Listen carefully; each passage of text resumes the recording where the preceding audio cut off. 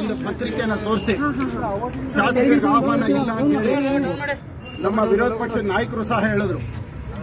ನಾನು ಹೇಳಿದ್ದೇನೆ, ಇದಾಗಿ 3 ದಿನ ಏನಾಗ್ತಾ ಇದೆ, 3 ದಿನದ ಹಿಂದೆ ಅದಾದ್ಮೇಲಾದ್ರೂ ಒಂದು ಶಾಸಕನಿಗೆ, ಒಂದು ಸಂಸದರಿಗೆ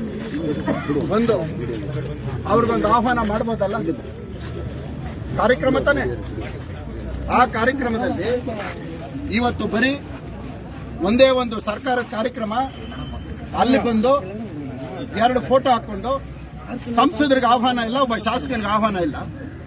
ಇವತ್ತು ಇಲ್ಲಿ ನಡೀತಾ ಇರೋದು ಒಂದು ಕಾಂಗ್ರೆಸ್ ಕಾರ್ಯಕ್ರಮ.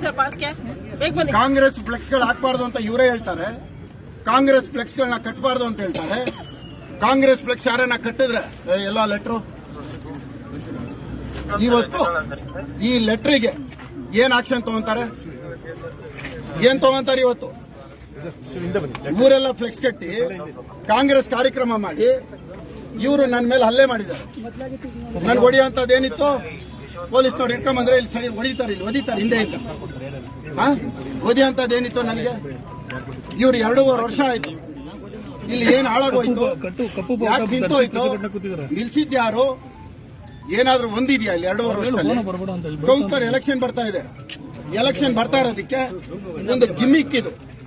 ಎಲೆಕ್ಷನ್ ಗಿಮ್ಮಿಕ್ಕಿಗೆ 5 ಜಿಬಿಗಳನ್ನ ಗೆಲ್ಲಬೇಕು ಅಂತ ಹೇಳಿ 5 ಪಾರ್ಕ್ಗಳ ಕಾರ್ಯಕ್ರಮ ಹಾಕಿ ಇವತ್ತು ಈ ಕಾರ್ಯಕ್ರಮ ಇಲ್ಲಿ 2 ಕಾರ್ಯಕ್ರಮ.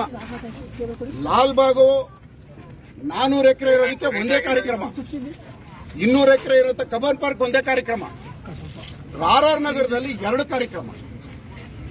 ಎಂತ ದುರಂತ ನೋಡಿ ಇದು. RR ನಗರದಲ್ಲಿ ಬಂದ್ಬಿಟ್ಟು ಏನು, ಬೆಳಗ್ಗೆಯಿಂದ ನೀವು ವಿಡಿಯೋ ನೋಡಿದ್ದೀರಿ, ನೀವೇ ಮೀಡಿಯಾದವ್ರ ಫೋಟೋ ನೋಡಿದ್ದೀರಿ, ವಿಡಿಯೋ ನಿಮ್ಮ ಹತ್ರ ಐತೆ. ಅಲ್ಲಿ ಶಾಸಕರನ್ನ ಯಾವ ರೀತಿ ಗಮನಿಸಿದ್ದಾರೆ, ಇಲ್ಲಿ ಸೋತಂತವ್ರನ್ನ ಎಷ್ಟು ಹತ್ತಿರದಲ್ಲಿ ಇಟ್ಕೊಂಡು ಮಾಡ್ತಾ ಇದ್ದಾರೆ ಅನ್ನೋದು ನಿಮ್ಗೆಲ್ಲ ಗೊತ್ತಾಗ್ತಾ ಇದೆ ತಾನೆ. ಇದು ನಾನು ಹೇಳೋದಲ್ಲ, ಇದು ನಿಮ್ಮ ಹತ್ರನೇ ಇದೆ, ನಿಮ್ಮ ಮಾಧ್ಯಮದಲ್ಲೇ ಇದೆ.